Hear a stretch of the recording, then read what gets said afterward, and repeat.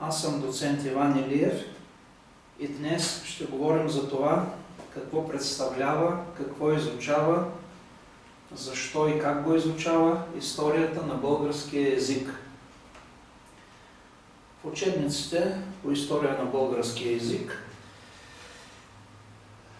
общо взето определението за това какво изучава споменатата дисциплина не се различават особено. В учебника на Иван Харалампиев, да речем, който е бил мой преподавател, наскоро почина, виждаме следното определение.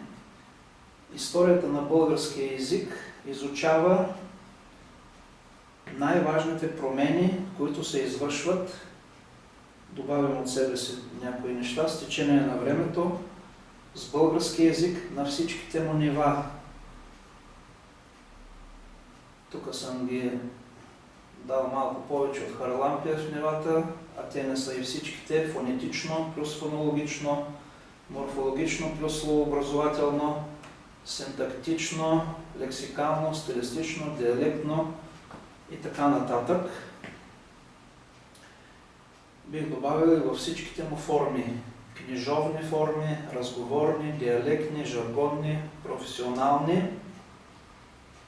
И Харалампиев казва: от времето на обособяването му като отделен славянски език до наши дни.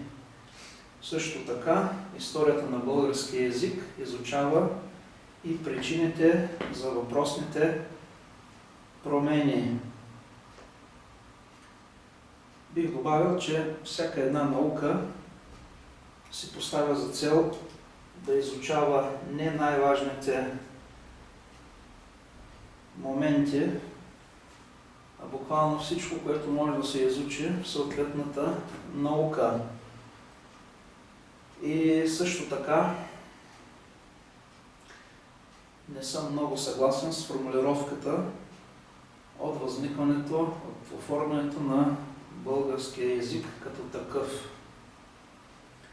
Това е много деликатен момент, въобще дали е имало такова възникване, къде, кога, как. Ще изясним въпроса в течение на лекцията. Трябва да се ревизира и понятието български славяни, което се използва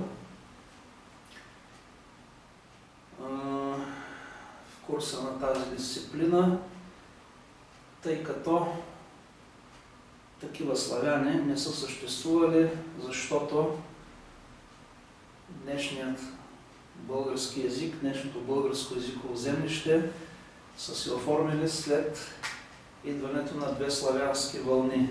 Едната от северо-изток и едната от запад и югозапад, която достига чак до Странджа.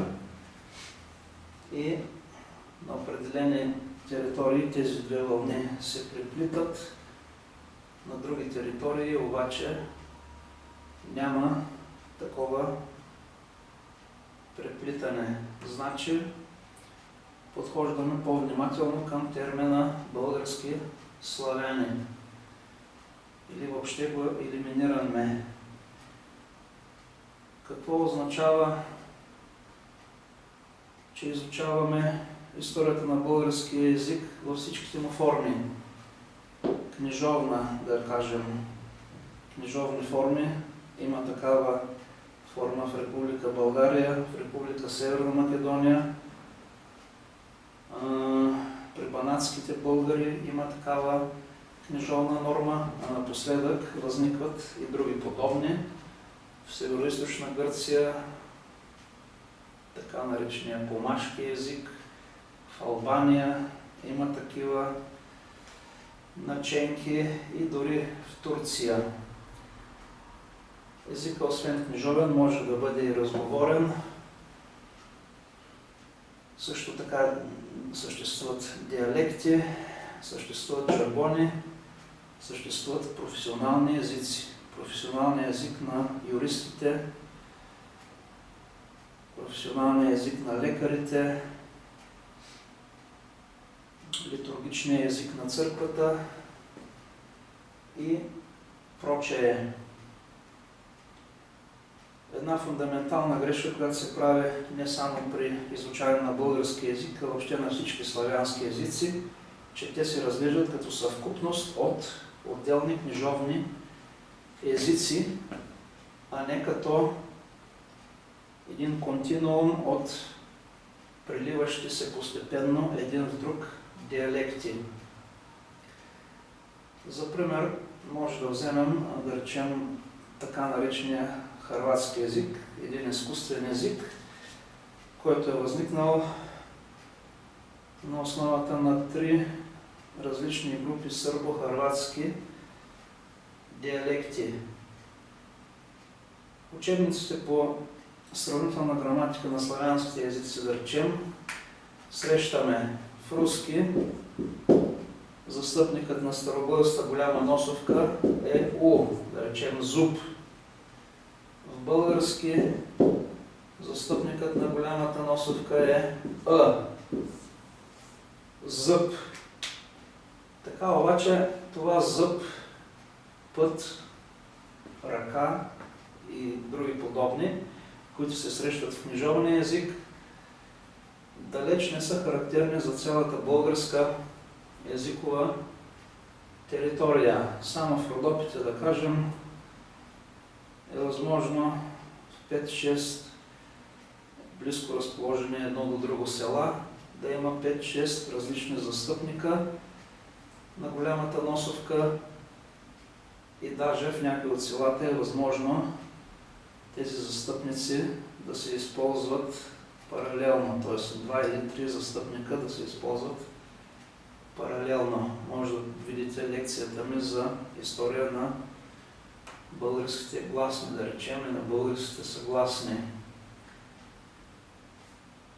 Ето, грубо казано, такава е картината на славянските диалекти. На 2 основни диалекта и части от други диалекти, на основата на тях може да се изгради един книжовен език, съседният славянски език по същия начин, третият и така нататък. Много неща би трябвало да се ревизират. И да се върна пак към този застъпник на голямата носовка, да речем в българската столица София и в Софийския регион, т.е. в региона на самата столица, той не винаги е а има една територия, в която застъпникът е и вместо зъб или мъж се казва, шопите казват маш или зап, и не само шопите.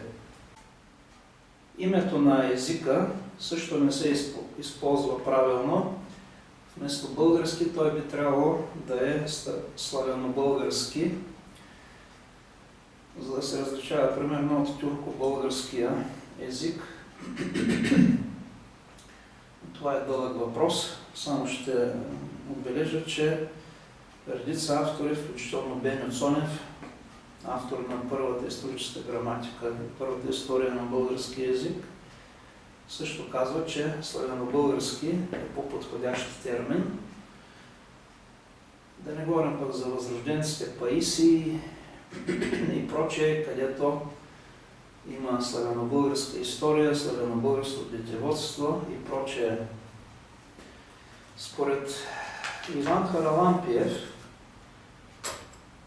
всъщност забравих да кажа каква е целта на историята на български език, на тази наука. Целта е максимално пълно да се изучат колкото е възможно причините, довели до съответните промени. И според Харалампиев, и не само според него, той всъщност цитира по-стари, по-предишни автори, основната причина за езиковия развой на българския език са така наречените вътрешни закономерности. Например, както за един човек генетично е заложено на определена възраст да преживее или пък хване някаква наследствена болест. По същия начин, според Харалампиев и предишни изследователи, вътрешните закономерности са най-важната причина за развоя на български език, с което аз не съм съгласен. За мен външните причини са много по-важни и за мен има не толкова развой на езика, колкото изопачаване и това, което представлява днешният български език в сравнение с старобългарския, е по-скоро резултат от креолизация. Имам специална лекция за този въпрос. По този въпрос българският език, балканизация или креолизация. Целта ми е в тази лекция да опиша явлението български език като един природен феномен, без да влагам чувства и емоции, особено патриотарски, така че може да ви прозвучи еретично, фрапиращо, шокиращо и така нататък, но по-скоро българският език се предава през вековете не като език на един етнически чист славяно-български народ, а по-скоро като език прехвърлен от малцинство на малцинство с течение на времето. Какво означава това?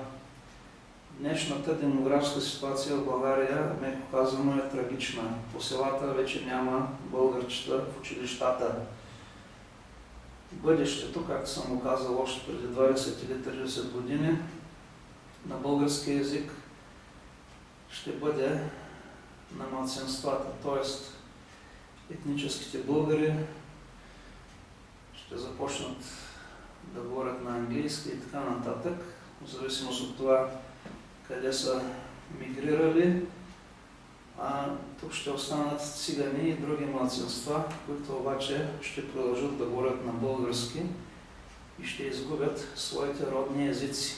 Това е един процес, който непрекъснато се е повтарял с течение на времето. Съществуват лингвистични закони, според които най-архаичните черти на един език се запазват, да речем, в планинските региони, в перифериите на този език и най-късно претопените малцинства също говорят такъв архаичен език. Именно това е причината, да речем, така наречените павликянски говори, български говори или говорите на българите католици, което е едно и също. Те първо са били павликяни, след това една част от тях е приела исляма, днешните помаци, друга част е приела католицизма, но да речем, павликянските говори в Пловдивско се пазят архаични звукове, други архаични черти, именно защото това малцинство е приело по-късно български език като роден, да речем, от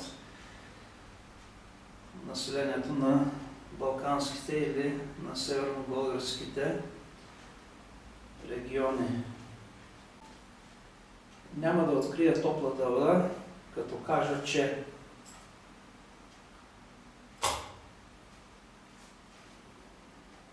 знаем за Паисий Хилендарски какво казваме българите. Не се срамувайте от своя род и език. Също така Пенчо Славейков в началото на 20 век казва приблизително следното. До преди 50 години ние бяхме една просташка маса, която няколко луди глави на сила убедиха да се наричат българи. Чували сме и за Васил Априлов, който се е мислял за грък, и мога да изброя камара подобни случаи и камара имена на българи, които имат небългарски корен. Сега тук не му е времето, но Пейо Яворов, съпругата на Ванче Михайлов, редица български книжовници от Македония. За Тодор Живков се говори, че е от влашка жилка и така нататък. Има една интересна статия от Стефан Дечев, която може да се намери и в интернет, озаглавена "От християни и селяни до сърби и българи". Ако пък отворим книгата на Максим Младенов за българските българи в Румъния, там черно на бяло авторът е написал, че обичайно румънските българи наричат себе си сърби.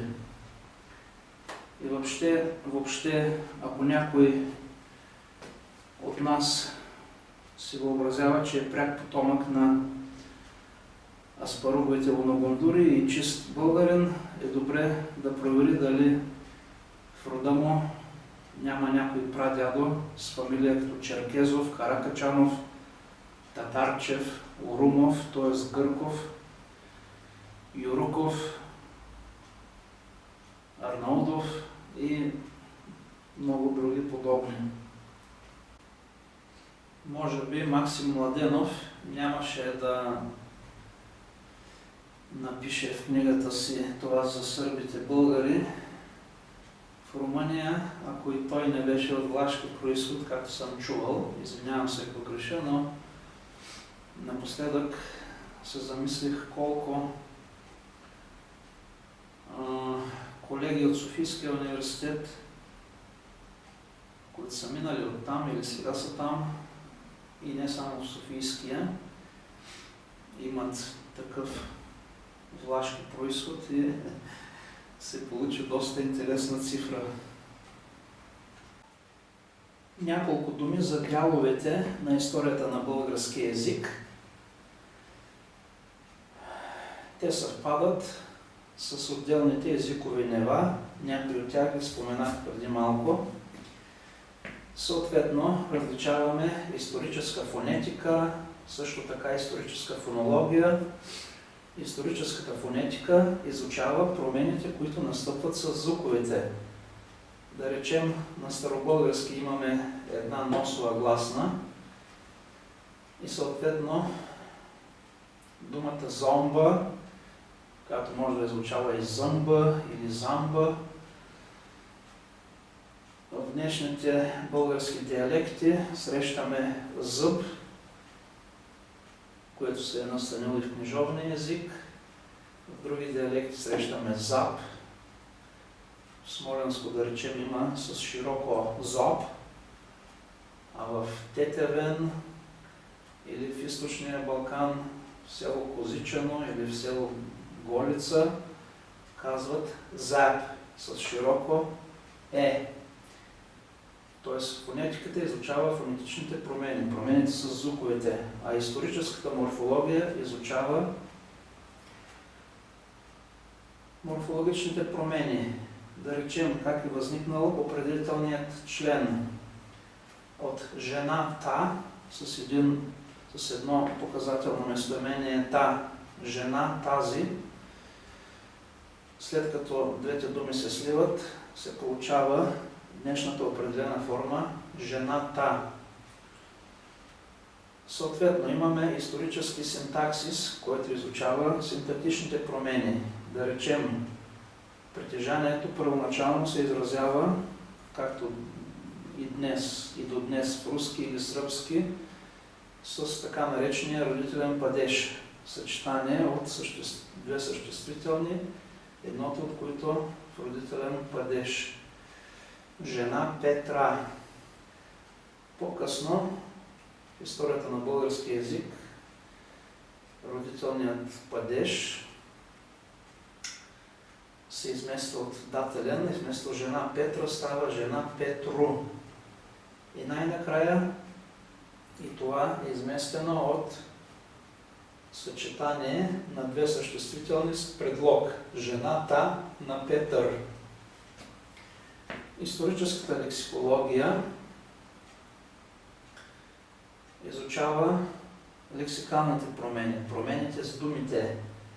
Как да речем, старобългарското отец е заместено днес с баща, а в българо-мюсюлманските говори в Родопите се казва бубайко с турска заемка. По същия начин стена се измества от довар вместо иди, в смисъл на ела. Сега използваме гръцката заемка ела. Вместо гора, сега казваме планина, а гора вече означава нещо друго. Място покрито с дървета, което може да е в равнината. Примери много. Също така има историческа стилистика, историческа диалектология, историческа социолингвистика, исторически правопис и много други. От тук надолу, общо взето, положението е тъмна Индия. Почти нищо или съвсем малко е писано за тези дисциплини. Историческа стилистика, диалектология, социолингвистика, за правописа повече. Преминавам към периодизацията на историята на българския език. В учебниците се говори за 4 периода. Предписмен, който обхваща 6 и 7 век, т.е. от минаването на така наречените български славяни на юг от Дунав. Старобългарски период, 9 и 11 век, среднобългарски период от 12 до 15 век и новобългарски период от 15 век насам. Ако вземем да речем учебника на Иван Харлампиев, вътре тези периоди така са поделени, надробени, че чак не става смешно. И ще ви обясня защо. Предписменият период на практика в някои региони може да го изтеглим чак до 19-20 век. Има цели групи население, говорещо определена форма на български език, което никога не е било грамотно. При помаците, да речем, допреди половин век. Освен това, ако отидем в Родопите, поне до скоро, все още се пазят диалекти, които на практика са на такова ниво, че може да ги отнесем към един късен среднобългарски период. Тогава за какви такива класификации говорим, след като в Балкана вече може да се говори за новобългарски период, а в Родопите едва ли. Отделен въпрос е, че това българо-мохамеданско население или помашко едва ли някога е имало българско самосъзнание и не само то.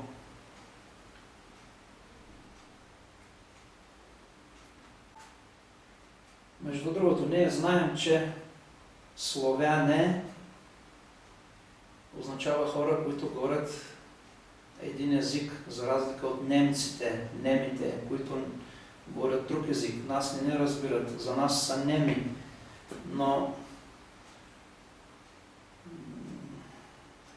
най-старият етноним на българите, на славяно-българите по-скоро, което се използва на регионално ниво, е нашенци, отделни групи население в Албания, в Егейска Македония се наричат просто наши, нашенци и така нататък. И това са тези групи българско население, чието диалекти са по-архаични и едва ли могат да се вместят в термина новобългарски език в пълния му смисъл. Ще говоря и по-нататък за това. Отделно, най-добрият български лингвист, професор Иван Добрев, въобще елиминира този старобългарски период и сближава просто среднобългарски, елиминира среднобългарския и сближава старобългарския и новобългарския период, като той в голяма степен обръща внимание на историята на езика от социолингвистично гледище. За него през среднобългарския период вече има езици на различни съсловия. Народът говори по един начин, а аристокрацията и духовенството говорят по друг начин. По такова нещо и сега го има. В града се говори по един начин, на село по друг. Нека да обърнем внимание на източниците, които ни помагат да изучаваме историята на българския език. На първо място това са писмените паметници, т.е.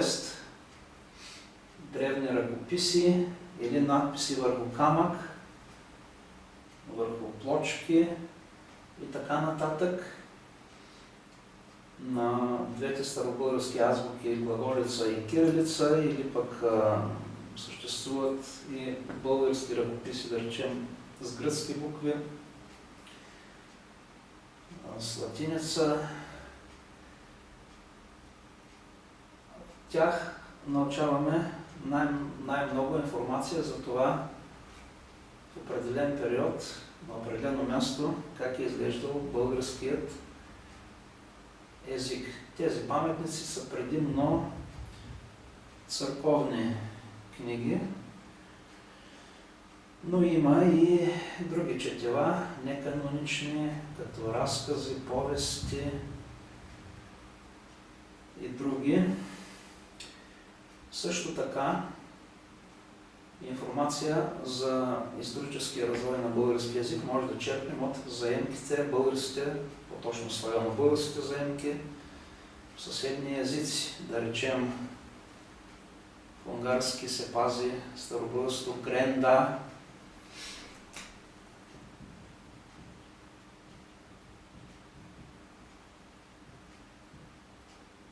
в румънски има сфънт, т.е. свети, на старобългарски свентай и много други такива, които, да речем, показват, че в старобългарски език е имало носови гласни или съчетания от гласна и носова съгласна. Друг източник са славянобългарски имена и други думи в гръцки, латински и прочее ръкописи. Да речем, от учебниците по история сме чели за славянския княз Драгомир, един от първите помощници на хан Крум. Обаче в гръцките ръкописи неговото име не е Драгомир, а е Дарбомирос. Или нещо такова, което показва, че фонетичното състояние на старобългарски, на предписмения период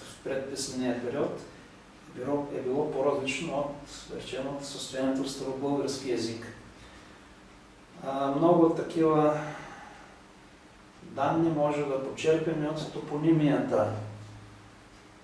Ходил съм в Румъния, там гъмжи от славянобългарска топонимия. Сега няма да изброявам.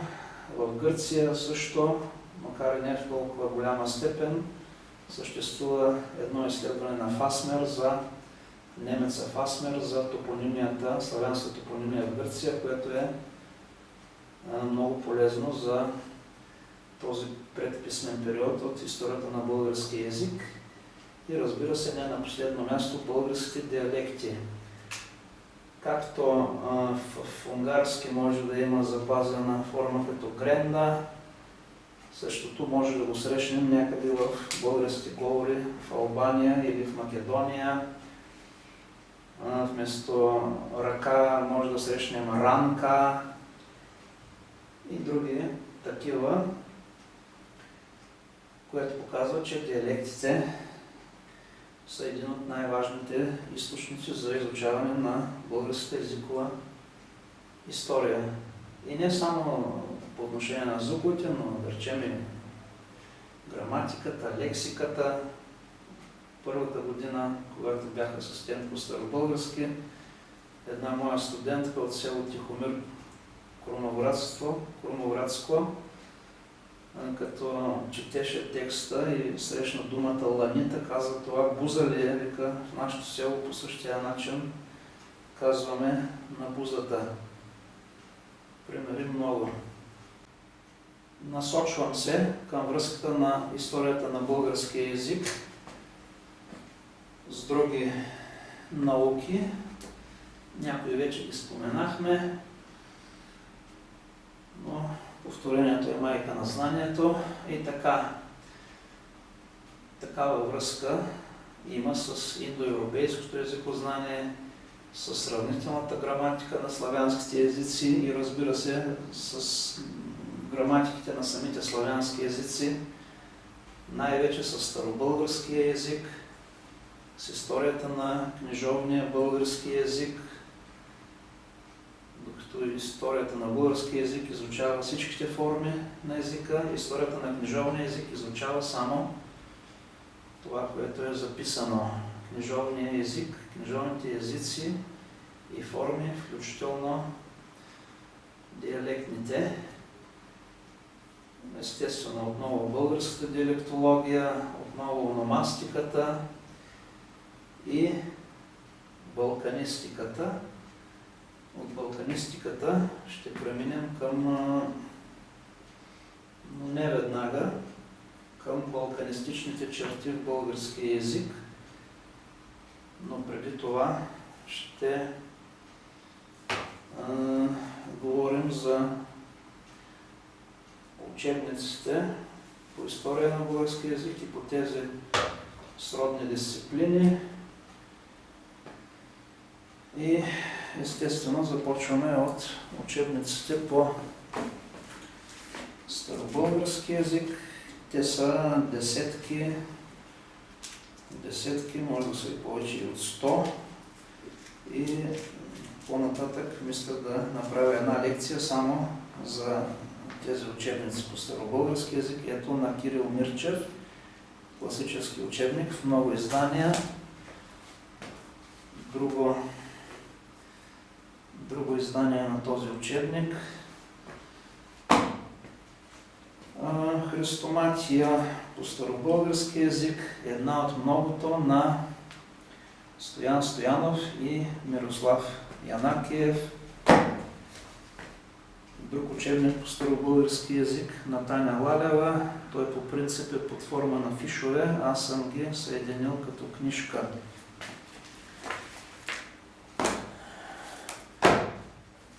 Ето още една граматика на старобългарски език, написана от авторски колектив. В нея има специална глава за развоя на старобългарския език. Макар и за 8 клас на предишното основно училище, този учебник е незаменим за получаване на първоначални познания по дисциплината. Написане също от авторски колектив Екатерина Дограмаджиева, Иван Кочев, Владко Мордаров, Кирил Димчев. И така, минавам към вече същинските учебници по история на български език. Започваме с тритомника на Беньо Цонев. История на български език. Между другото, тук има и по-странични теми застъпени, но това е много ценен учебник, който трябва да се познава от всеки решил да се занимава с история на български език. История на български език от Стефан Младенов. Първо излиза на немски Geschichte der Bulgarischen Sprache. Ето. Това е. Българският превод е късен и представлява това. Класически учебник по тази дисциплина е Историческа граматика на български език от Кирил Мирчев, автор на единия от учебниците по старобългарски, който показах преди малко. Също така История на български език от Иван Харалампиев. Това са две издания, едното по-старо, другото по-ново.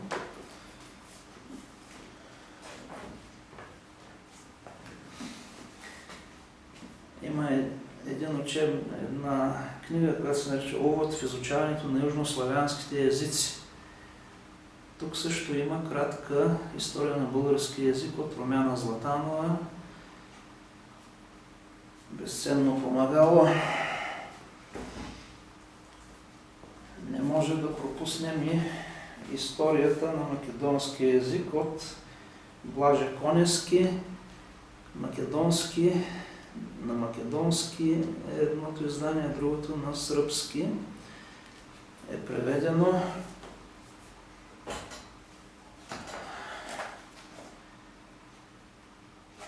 Грамер, историк дю Булгар от Жак Фьое. Френски учебник по история на български език, който за мен е най-структурно най-добър, защото докато предишните показания обясняват само промените, в този е показано и старобългарското състояние и настъпилите промени. Съществуват хрестоматии не само по старобългарски език, но и по история на български език. Ето една от Ангел Давидов, Иван Харалампиев, Пенка Ковачева, и ако не се лъжа, Мария Дамянова.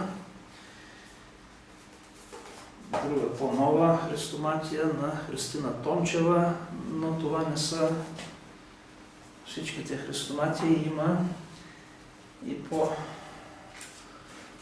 и други издания. И сега, макар и не под форма на учебник, тази книга на Иван Добрев, Българският език, написана по малко по-различен начин от предишните, също е безценна. Най-новото в бранша История на български език от Валентин Гешев. Това не е типична история, а съчетание от история на езика, историческа стилистика, история на книжовния език и така нататък. Съществуват и учебници по история на българския книжовен език, отново Иван Харалампиев, и само на новобългарския книжовен език на Диана Иванова. Естествено, това не е единствения учебник. Има на Русин Русинов подобен учебник. Има един учебник, съставен от авторски колектив, също така учебник от руски автор. И не на последно място диалектологията, класически учебник, вече доста остарял, на Стойко Стойков. Тук има една част, написана и от Максим Младенов. Диалектологията обаче не е само в учебниците, а най-вече в атласите и отделните монографии. Ето трети том на българския диалектен атлас. Основните томове са 4, но има един за Егейска Македония, един за Западните покрайнини. Отделно има обобщаващ том фонетика, обобщаващ том морфология. Отделно има атлас на българските говори в бившия Съветски съюз. Безценен, за съжаление не разполагам с него. Отделно има нещо подобно за българските говори в Македония. Естествено, тук трябва да добавим отделните монографии по история на български език, по диалектология. Много ценна е българска фонология на покойния Иван Кочев. Също така покойният Иван Харалампиев има един учебник «Българският език», т.е. бъдещето на българския език от историческо гледище, който също би могъл да се добави тук. Друг въпрос е, че утре може да дойдат 3 милиона пакистанци и нещата въобще да не изглеждат така, както ги прогнозира Харалампиев. Няколко думи за методите, с които работи историята на българския език.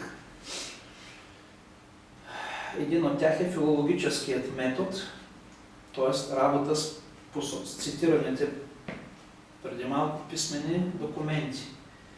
Намираме в някоя библиотека старобългарски текст, в някоя манастирска библиотека и започваме да го изследваме.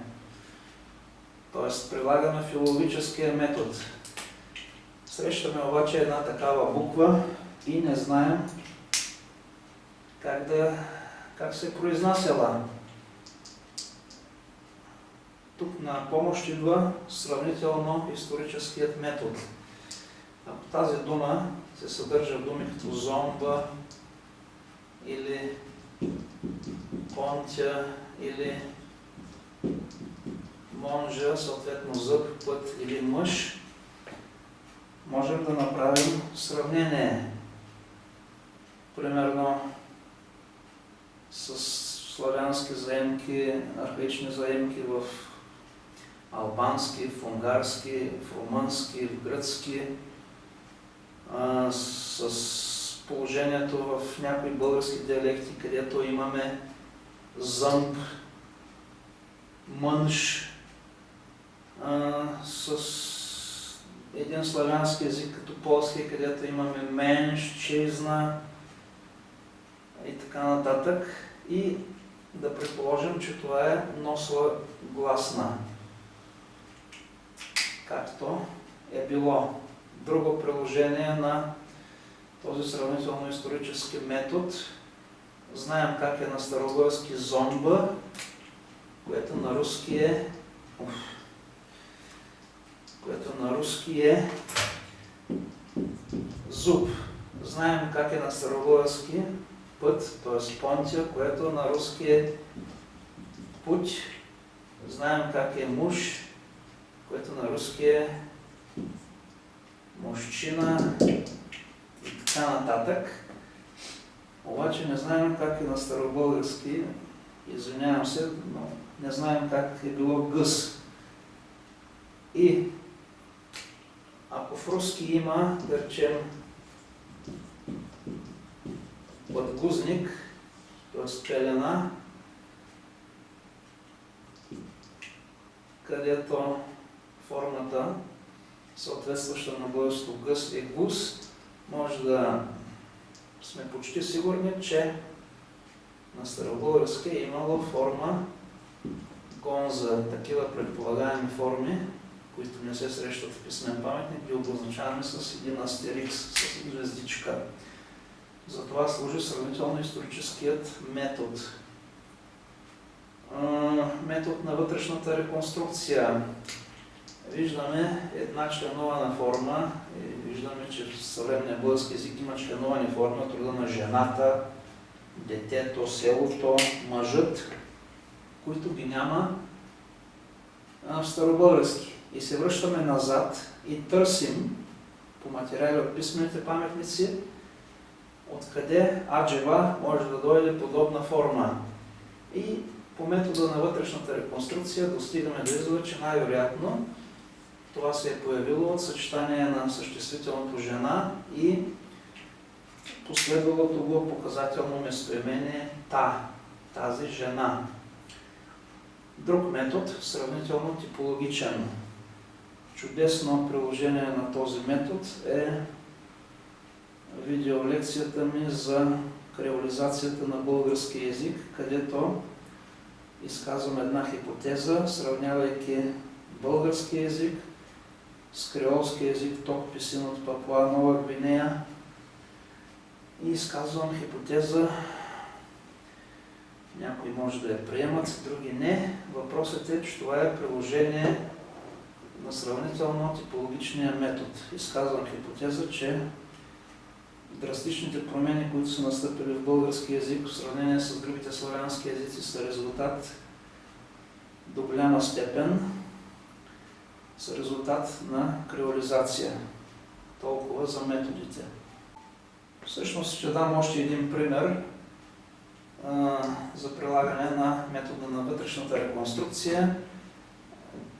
Как са се появили формите за бъдеще време, да речем ще иде. На старобългарски имаме хощет, ити и.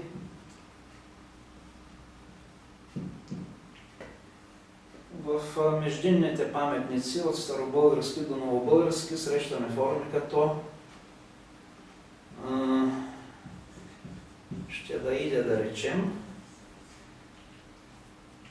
и може да установим, че това е един от междинните етапи. Те, разбира се, са малко повече и този въпрос изисква повече време, но за него ще има отделна лекция. Въпросът е, че това е приложение на метода за вътрешната реконструкция.